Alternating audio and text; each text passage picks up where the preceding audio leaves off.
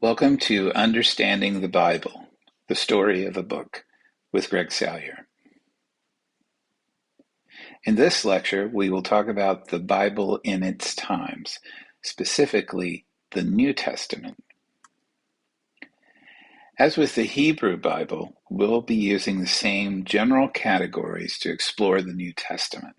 That is, nomenclature, dates, geography, books and genres, authors, and the uses of this text. All right, so let's get to defining our terms. New. This is pejorative in many senses. In other senses, it is not. We got into this last time a little bit with the Hebrew Bible. The Hebrew Bible was written by and for Jews over 1,000 years or so for their particular uses. And as we saw, or at least as I mentioned briefly, the Hebrew Bible replaces the temple for all practical purposes for Jewish religious life. So it's incredibly important, and it's a dynamic book. And Jews throughout the ages have and continue to argue with this book and provide commentary and expand it through rabbinical discussions and additions and interpretations as they struggle to work with this text. So it's pejorative in the sense that new is a double movement. It makes the old obsolete, which it isn't for the people who created it, and yet it's testament, which signals that it is connected to the previous text.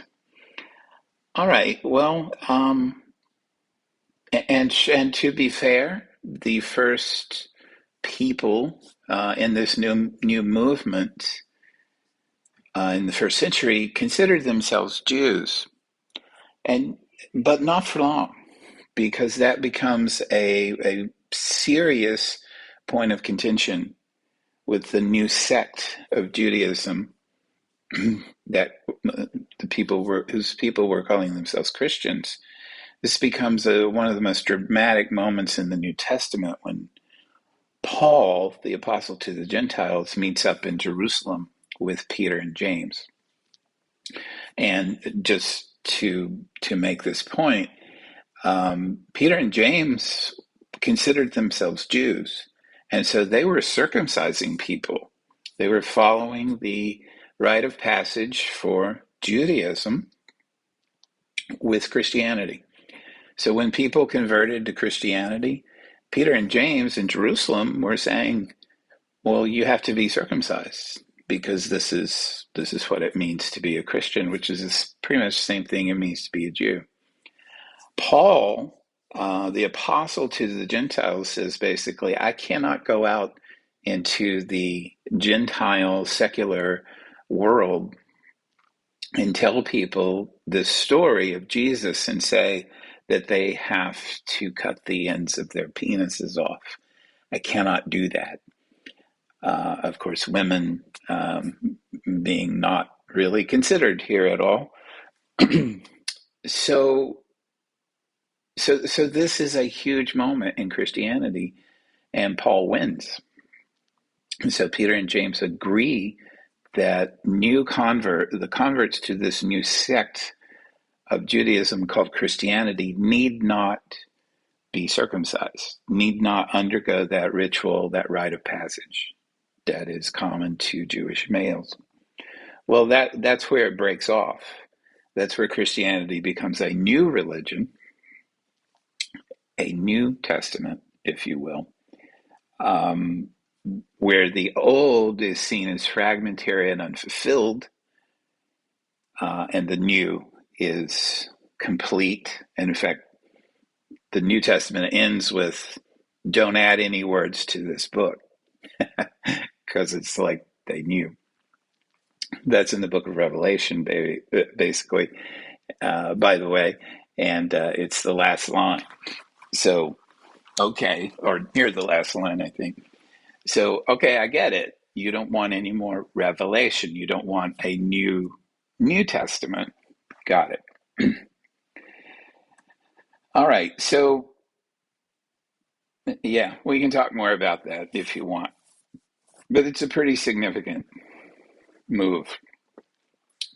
So, notice that they could have said this is something new in the world, this Jesus figure, and Paul kind of gets at that in some of his letters to the worldwide churches, that this is in fact he uses Greek poetry to talk about Jesus. But anyway, so New Testament. Uh, as I mentioned in the lecture on the Hebrew Bible, this move is the most. I don't know of any parallel to it, where you appropriate a sacred text from another group, declare it old, obsolete, or unfulfilled, and then write a New Testament that claims to uh, make it relevant and real and fulfilled now. Okay, enough of that. Gospel is a really interesting word. It basically means it's an Old English word. Well, there's an Old English word called Godspell, Godspel, that means glad tidings announced by Jesus, etc. Literally, good spell, um, a good message, Godspell, good message, good story. Um, the word actually comes from Greek, euangelion, euangelion, and the word angel's in there. So, and the eu prefix, as in Eucharist or euthanasia or eugenics, means good. So it's like the Old English. Good message.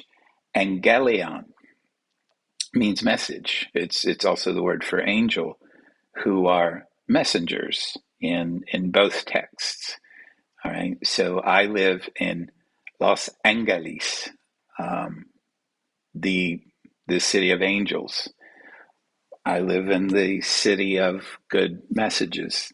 I also live right next to Hollywood, so make of that what you will. Okay, excuse me. It's also raining in Los Angeles, which means we're all freaking out, and my throat is raspy. All right, Q.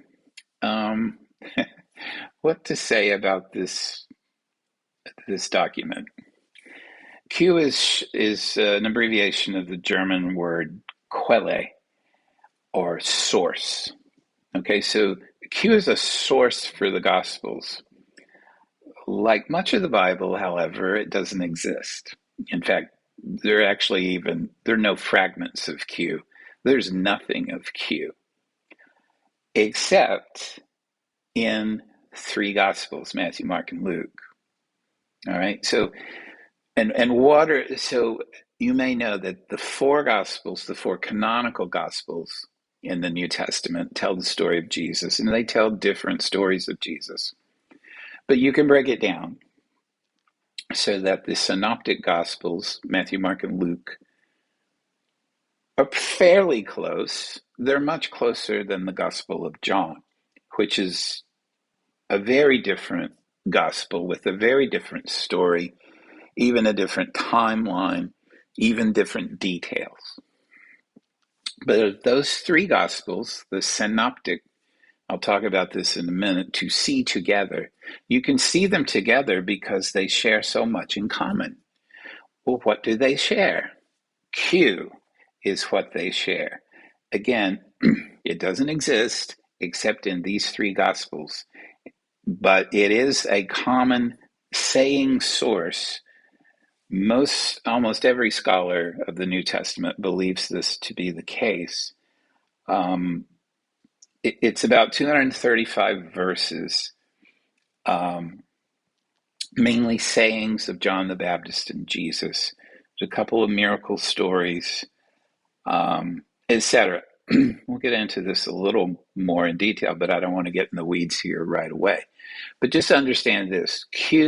Think of Quella, as the common source that Matthew, Mark, and Luke used because it's the common material, most of the common material in those three gospels. All right? Gnosticism.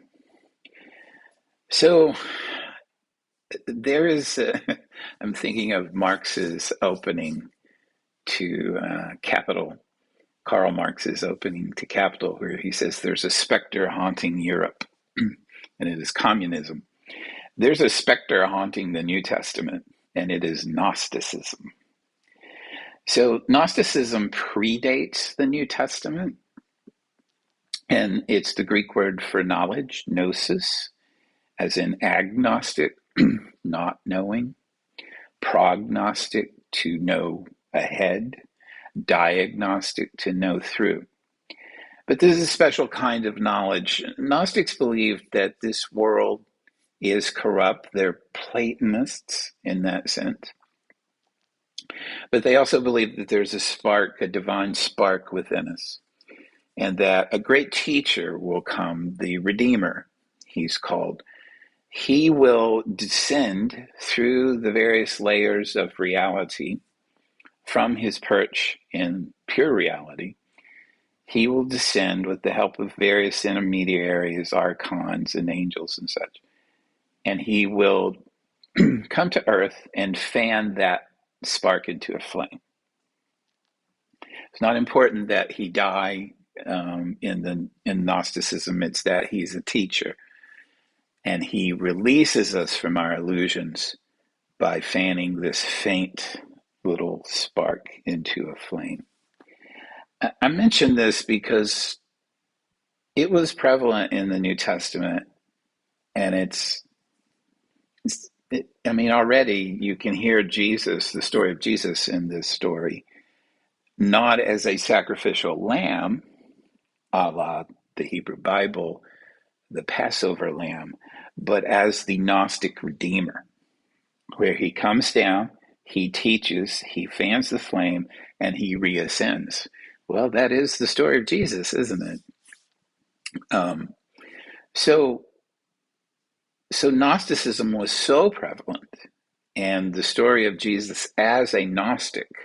For example, there was an early church heresy called Docetism, which was called a heresy because the Docetists thought that Jesus was not human at all. He was completely divine and came down, right? So that's a Gnostic notion that Jesus cannot be fully human, because to be fully human is to be corrupt. He was the divine teacher instead, who graciously came down and taught us. Well, this is so contentious in early Christianity that Gnosticism was determined to be a heresy because it was too close to the story of Jesus. We'll see that the earliest gospel, the earliest story of Jesus that we have, is a sayings gospel like Q, but it actually exists, and it's called the Gospel of Thomas. And it's not in your Bibles because it's a Gnostic gospel. All right, I hope that's hinted at some interesting dynamics here in this text. Finally, apocalypse. Apocalypse is a really interesting word. It's, like most of these, Greek. It's the word calypso, such as in the goddess in Homer's Odyssey. But calypse means to hide. Calypso, just as in the Odyssey, Odysseus was hidden on Calypso's island for 7 years. Nobody knew where he was. Apocalypse means to unhide. or to unveil. And just as in Odysseus, when he returns home to Ithaca, when he is unveiled, there's a lot of violence and blood at an unveiling. Well, I mention this why? Because it was a prevailing notion during the time of the New Testament and just after its writings, because the Romans had occupied Israel, Palestine, and it was looking bad for the Jews. And in fact, what happened was in 70 of the Common Era, or 66 of the Common Era, there was the Great Resistance from Jews in Rome and Palestine. And they were crushed, of course, by the Roman Empire, and they destroyed the temple. So that becomes a pivotal point in New Testament thinking and writing. And it's an apocalypse. It's an unveiling of the power of the Roman Empire. And of course, apocalypse is actually the name, the Greek name of the New Testament book of Revelation. Revelation, if you read that book in Greek, it simply says apocalypton, the apocalypse, the unveiling. And then if you know that book, it is quite literally a series of unveilings, of removing veils. And it's never, in Apocalypse, it's never what is revealed, what is unveiled is never good. It's incredible darkness and violence and destruction. So, important terms, and let's move on. So, dates, where do we begin? Well, I've already hinted that we don't begin at the beginning. And if you've been listening to the other lectures, then you know that you can't really begin at the beginning, because the beginning is in orality. True of the New Testament as well. Was writing more prevalent in Rome in the Common Era? Yes, it was. And the Gospels are clearly written. We'll get into this. We have the written fragments 250 years after the events described there, but still they were written eventually. And they were probably written, Paul, a good bit of the New Testament is Paul's letters. So those are letters or epistles. So those were written.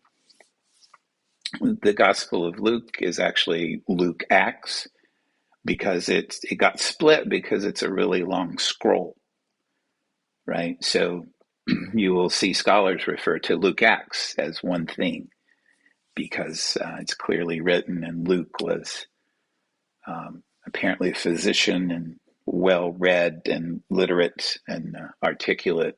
Some of the best Greek in the New Testament, by the way, is in Luke Acts. So where do we begin?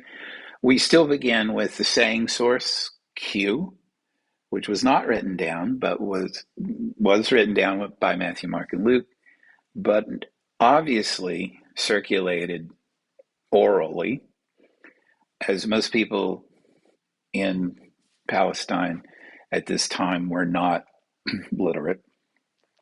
But Rome, taking its cultural heritage from the Greek Empire, was more literate. And there's just more literacy around, but it's still an oral culture.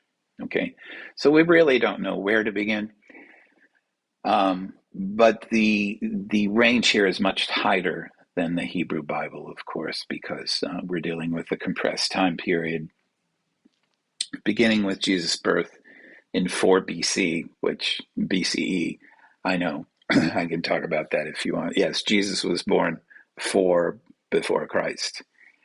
But that tells you something, too, that we don't really know where to begin, right? What to count? Again, the same issues with the Hebrew Bible, but much more compressed in terms of time and geography. You're going to see there are lots more Gospels, there are lots more letters, There's lots more. There are a lot more documents that are candidates and were candidates for inclusion in the New Testament that did not make it. Again, why? Because of the orality literacy dynamic. So the Hebrew Bible, much of the Hebrew Bible begins in Mesopotamia, in a fully oral culture that is before writing, or at least on the edge of the advent of writing, as I mentioned in that lecture. Otherwise, we wouldn't be able to talk about it because we'd have no written records.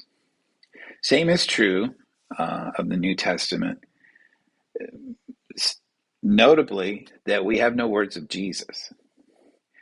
There's a little story in the Gospel of John where Jesus writes something on the ground. That story does not belong there. I think it's added later. So there's no indication that Jesus himself was literate. And what we have of Jesus are stories, sayings, parables, consistent with an oral culture. What happens is that afterwards, people who can start writing this down, and then it gets disseminated. And one of the things about Rome was that it was a, how to put this, Rome was what had incredible infrastructure. That's the way to put it. So Rome invented roads and safety on roads, and so messages could go back and forth as well as people. So when? Well, about 50, we get we get the Gospel of Thomas, which is not in your New Testament. The Gnostic saying source, which is wonderful. Love this gospel. For example, one of my favorite lines in this gospel is a verse that is simply, be wanderers, be wanderers. And it's very cryptic, it's very mystical, such is the nature of Gnosticism. That's about 50.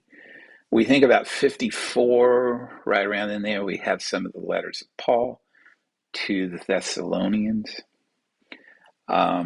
Obviously, the destruction of the temple in 70 is a watershed moment, and so we can almost divide the New Testament into what happens before that and what happens after that. So, for example, it does appear that some of the synoptic gospels were written before, like Mark, but it's also clear that some were written after, like perhaps Matthew.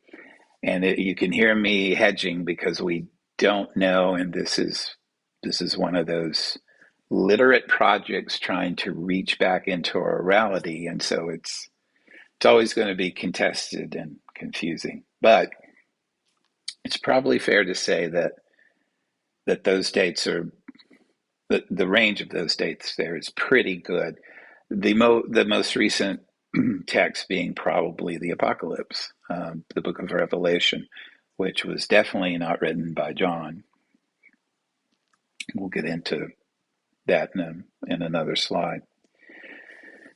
Another incredibly important date is 313 of the Common Era.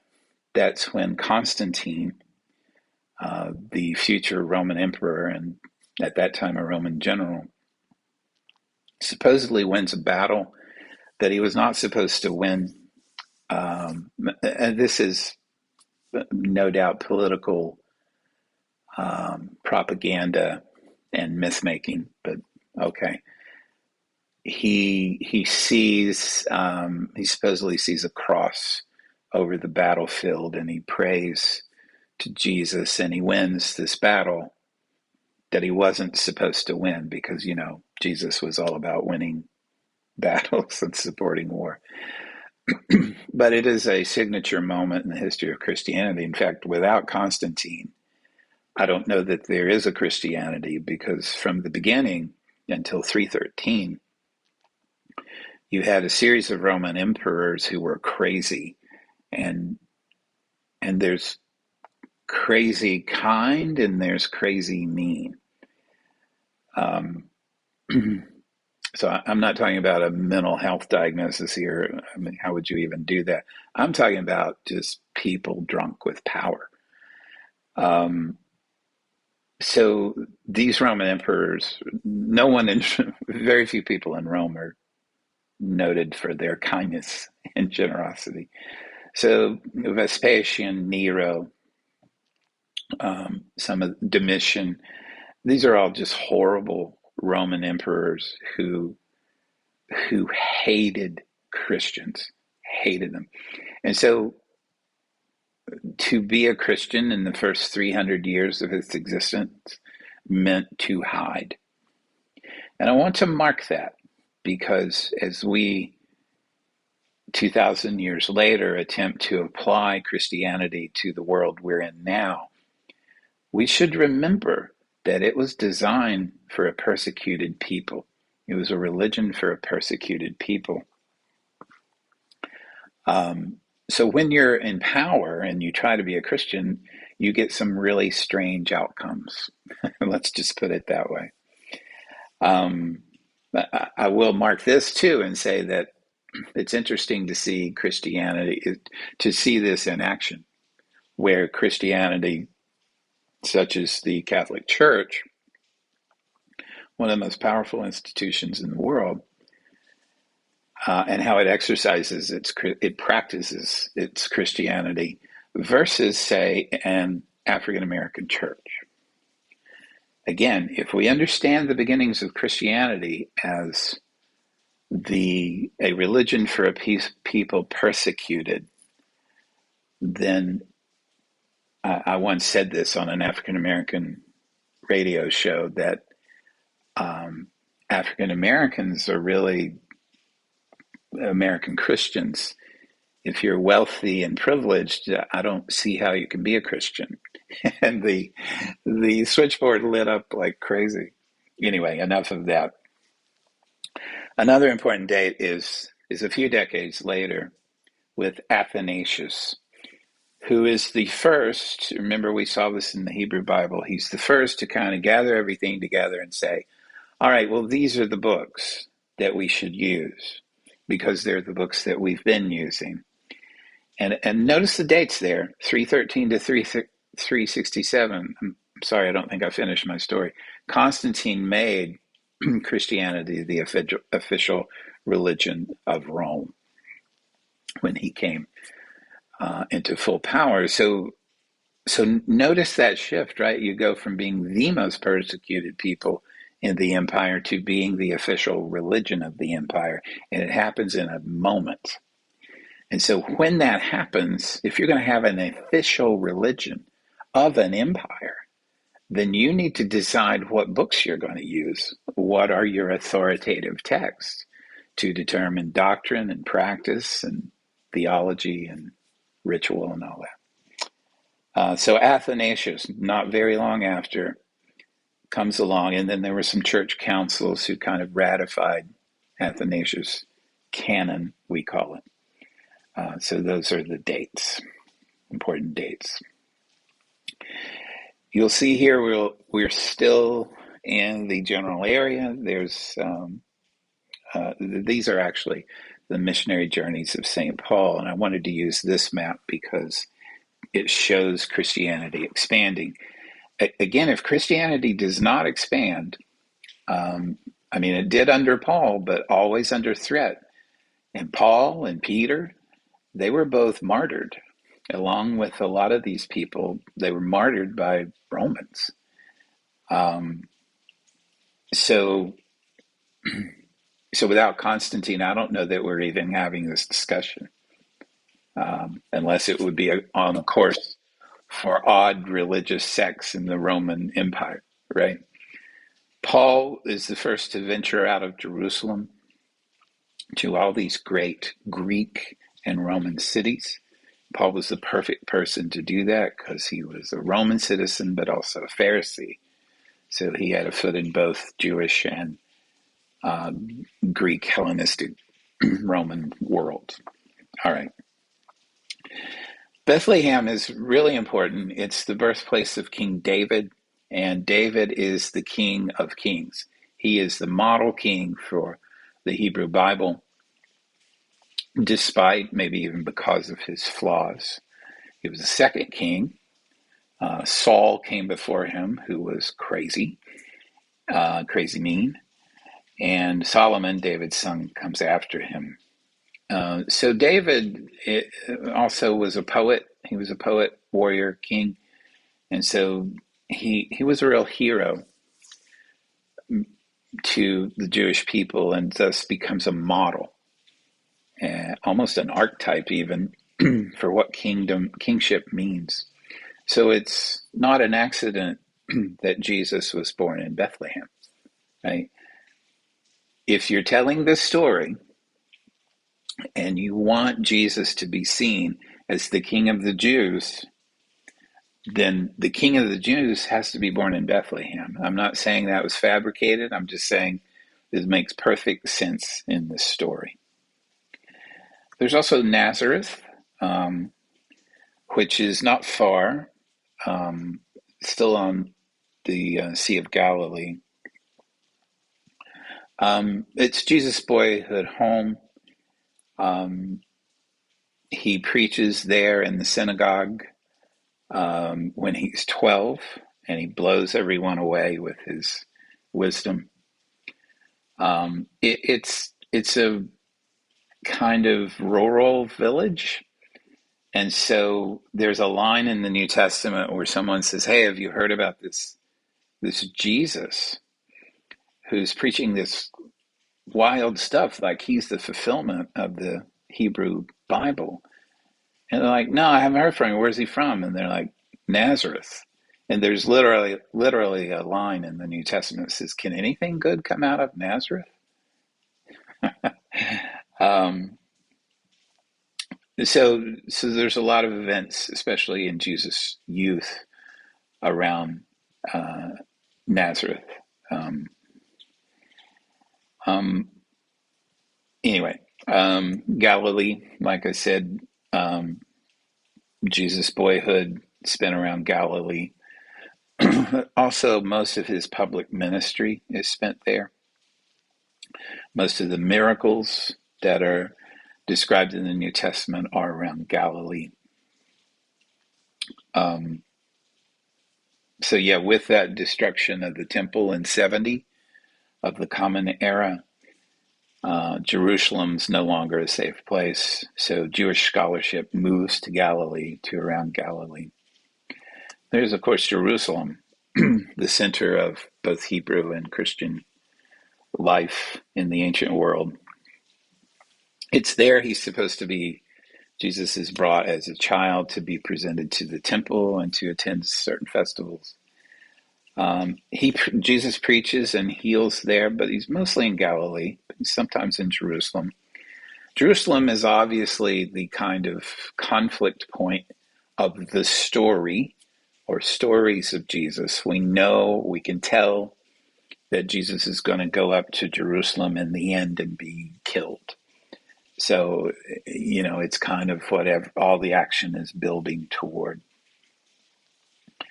After Jesus, Christianity, again, centered in Jerusalem. The event known as Pentecost in Luke Acts takes place there.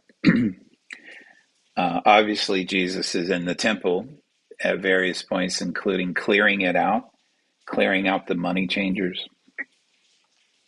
And then right before he's crucified, there's this Last Supper, a Passover supper that's in an upper room, the text says, in Jerusalem. Obviously, his arrest in the Garden of Gethsemane, right outside of Jerusalem, his trial, his crucifixion at Golgotha, and a section of Jerusalem, his burial nearby, his resurrection, all centered in Jerusalem. There's Asia Minor, which I've already mentioned and which you see on the map there. You may see the term Asia Minor. It basically means Turkey, or if you go back, what is now Turkey. If you go back earlier, it's the Greek-Roman culture in Asia, as opposed to Africa or now Europe. So Ephesus, which again is now in is what is now Turkey. Really interesting area, Istanbul, Constantinople, right there on the Bosphorus, which is the seam between Europe and Asia. Um, Asia Minor is where the churches are that are addressed in the book of Revelation or Apocalypse. Rome, um, obviously an important city, the center of empire, um, an empire that was weirdly eclectic in its religious expressions. No one religion before Constantine, a series of pagan religions, coexisting, relatively peacefully coexisting until Christianity arrives. So Rome is where Paul and Peter were martyred. It has its largest starring role in Apocalypse in the Book of Revelation, where it's depicted as the whore of Babylon. I don't know. It's hard to tell, but clearly Rome is the devil.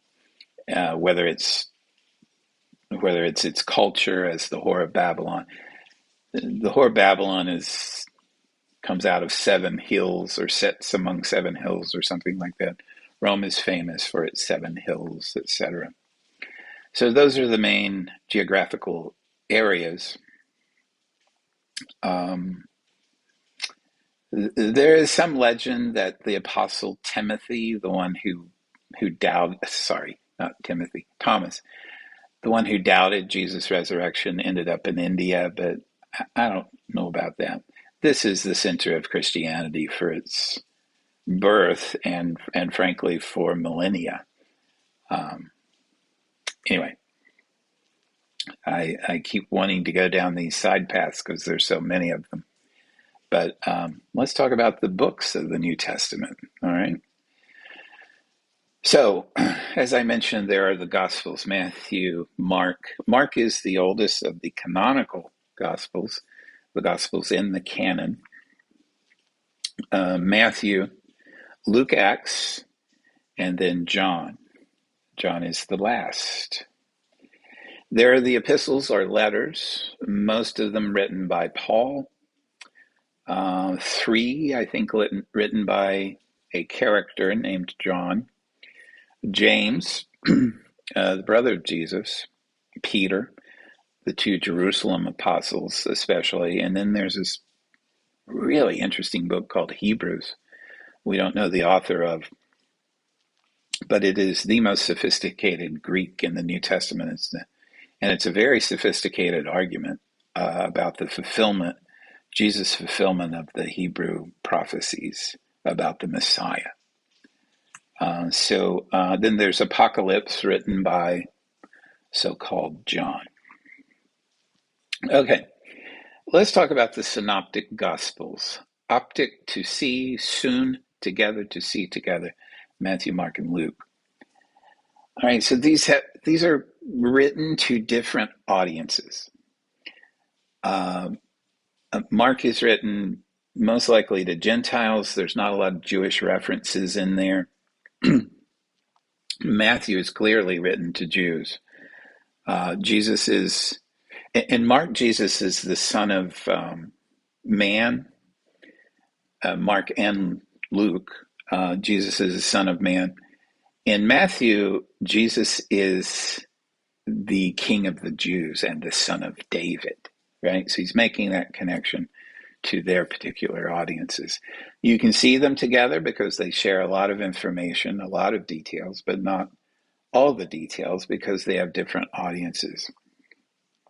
We already mentioned Q here, which is the saying source that Matthew, Mark, and Luke used. Again, the details and the sequencing are pretty much the same with a few variations, but there are differences. So, are they using a single source, like the saying source Q?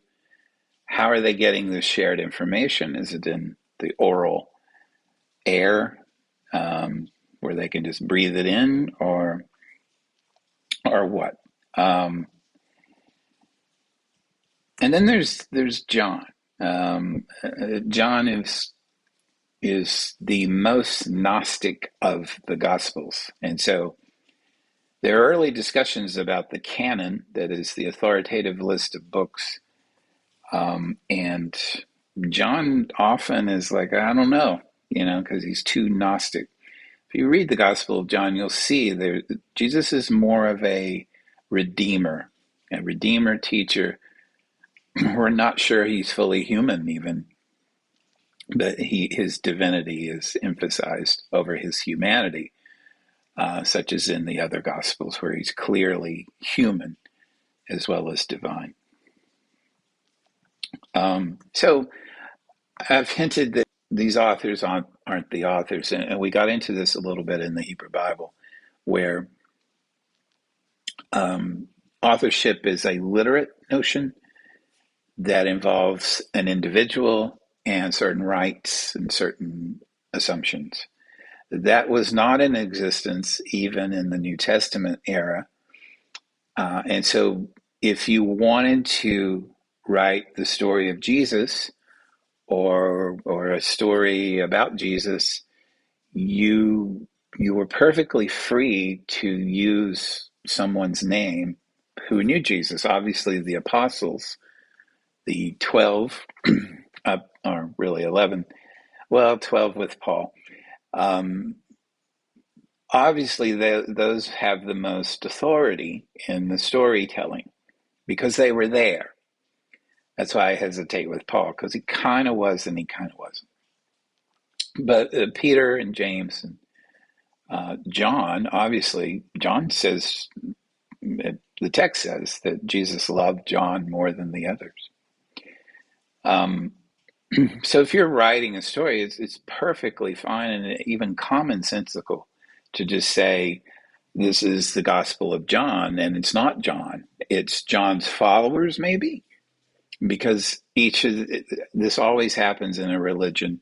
Once the founder dies, you break apart. The religion breaks apart, and people start following different followers.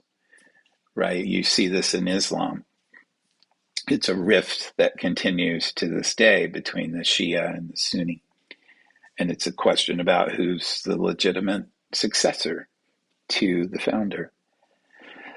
And so you're a John guy. And so you compile these texts and stories and you put out a gospel. Same thing with Matthew and Mark and some of the other texts like the Apocalypse. If you're going to write a text that may get you executed by the Roman Empire, you want to use a pseudonym, right? So these are schools. These are followers of particular followers who are compiling some of these texts. Paul is the major author of the New Testament, more books than anyone. They're mostly letters to churches, and it's pretty clear that he doesn't think of these as he certainly doesn't think of them as gospels. It's unclear at times whether he thinks these are just his basic pastoral letters, and he even gets confused at one point where he says, hey, I didn't mean that as the gospel truth, if you will. I just meant that for you in this moment dealing with your church issue.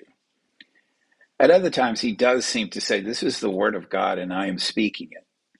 So it's an interesting character, and that, again, that's most of the New Testament. Other apostles wrote as well, and we'll see this when we talk about canons, the Hebrew Bible canon and the New Testament canon. There's a Gospel of James, a Gospel of Peter, there's a Gospel of Mary. All right, so let me show you this. I don't want to spend a lot of time on this, but I want you to see what New Testament scholarship looks like.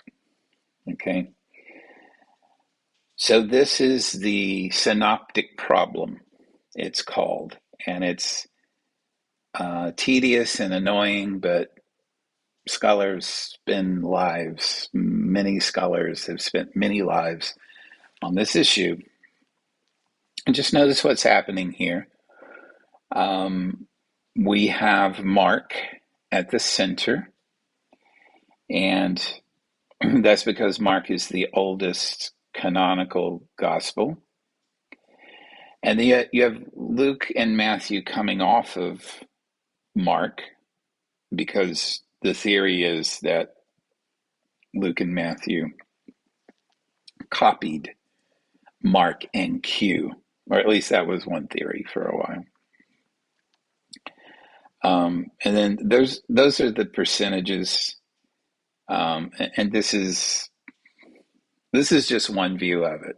The view I was taught was you would put Mark and Q up there on that top level, and then draw lines from Mark to Luke and Matthew, and Q to Luke and Matthew, because Mark has the least of the Q sayings, and Luke and Matthew have both.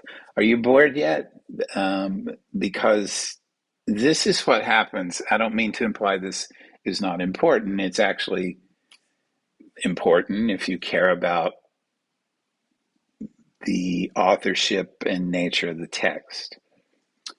I'm being a little cavalier because, as with the Hebrew Bible and the JEDP, the documentary hypothesis, the synoptic problem is a literate problem, and the story is an oral story. So once again, this is what happens when you try to map literacy onto orality. You're going to get some weird stuff. And like I say, this is only one version of the synoptic problem and how these sayings overlap. And I shouldn't say it's not interesting. It is interesting to a degree, but notice that when you're in this matrix here, when you're in this schema, you are far, far away from the story of Jesus, right? You're doing something else. It reminds me, I'm actually a literature professor. It reminds me of taking an author that we love, like Walt Whitman, whom I love, and trying to find out other stuff. Well, I've actually never taught Walt Whitman in a class because Walt Whitman is something I live. Leaves of Grass is a text that has informed my life, and I don't want to know this stuff because it's distracting at best. Anyway, so enough of that.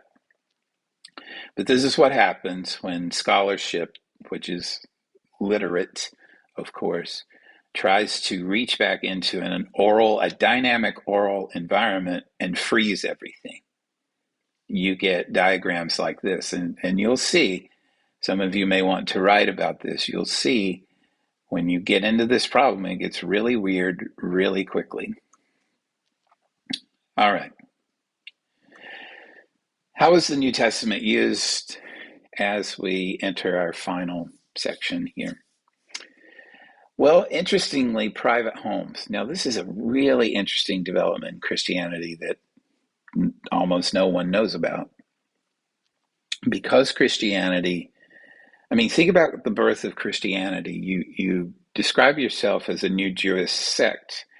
Okay, well, there were other Jewish sects: Pharisees, Sadducees, Essenes, Zealots, very different interpretations of what it means to be Jewish in the first century. And obviously, they have their disagreements, and sometimes they leave each other alone, especially the Essenes. They just left and went to the Dead Sea.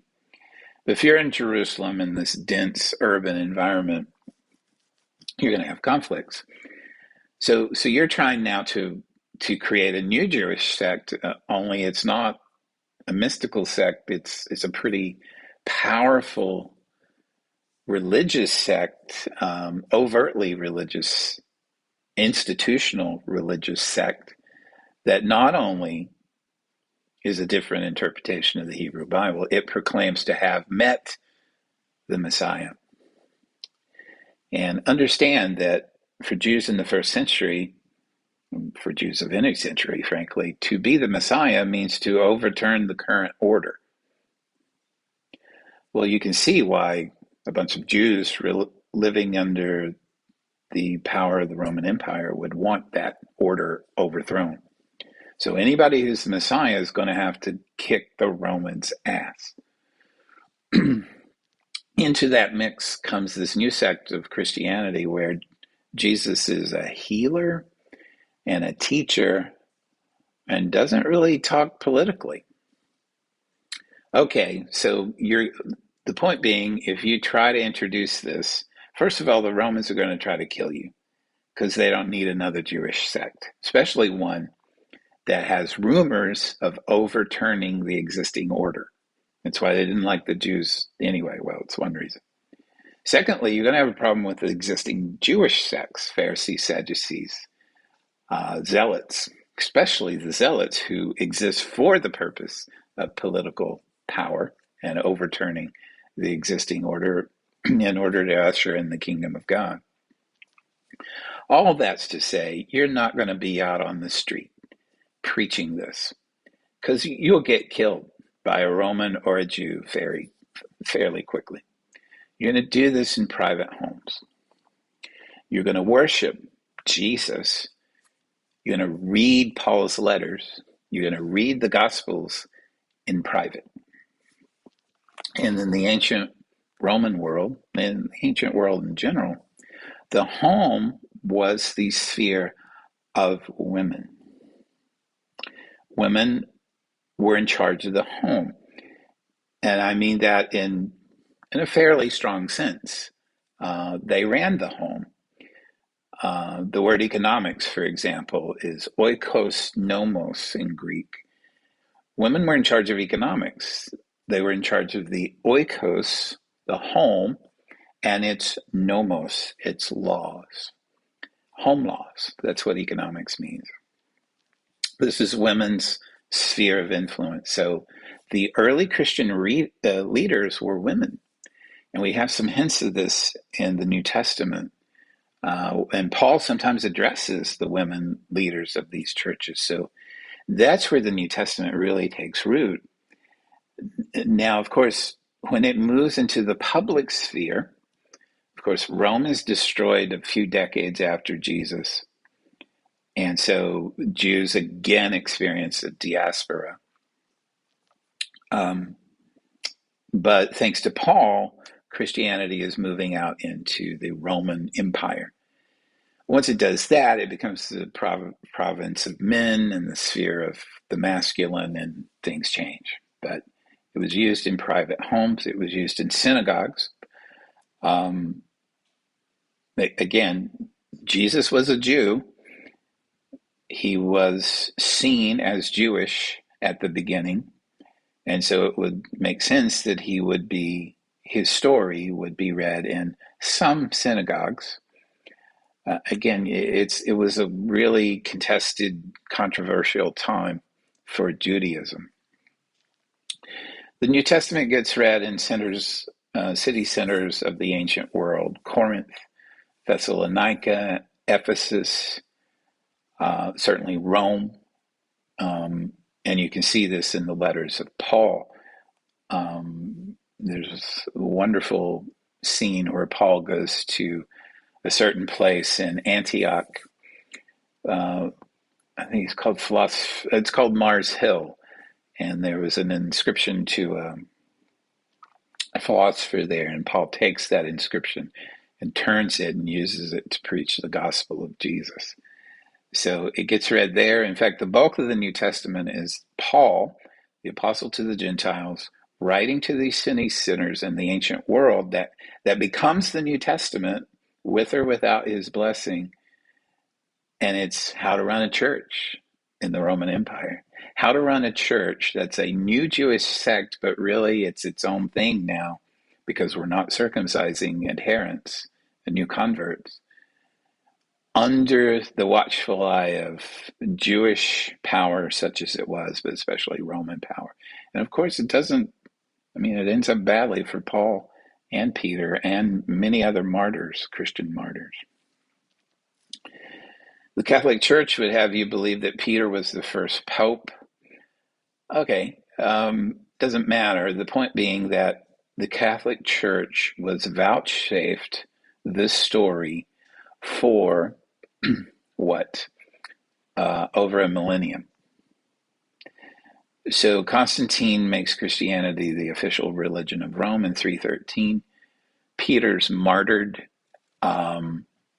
He's martyred well before that, of course, but they look to Peter because he was martyred in Rome as the founder of the new church. And how convenient that it's the Roman Empire and you're going to found this new church, this new official religion of the empire in Rome.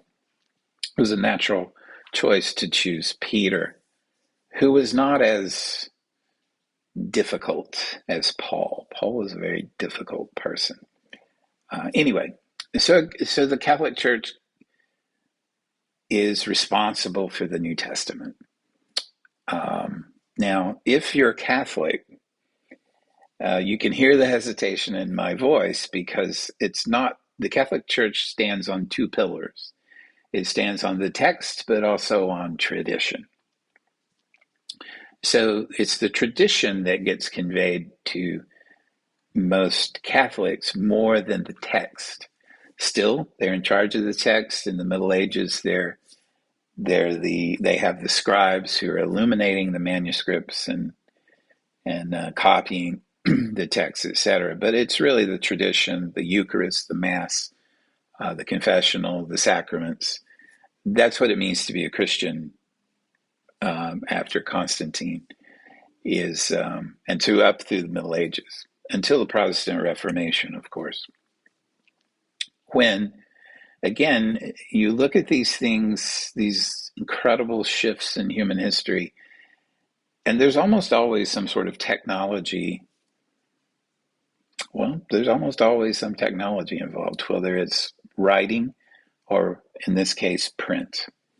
So Gutenberg invents movable type in 1453.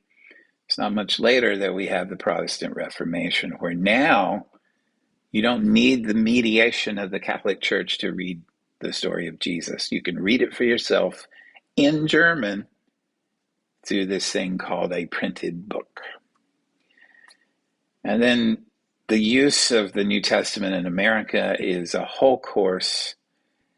It's more than a course.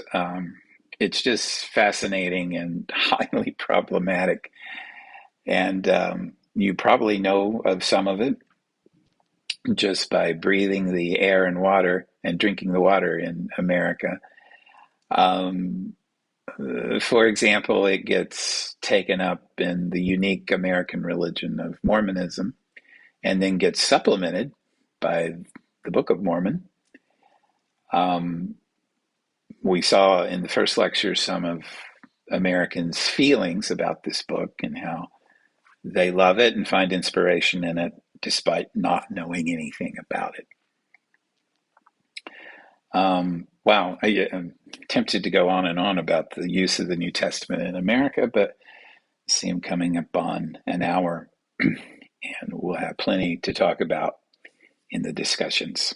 So thank you for listening to the Bible, Making the Bible, the New Testament.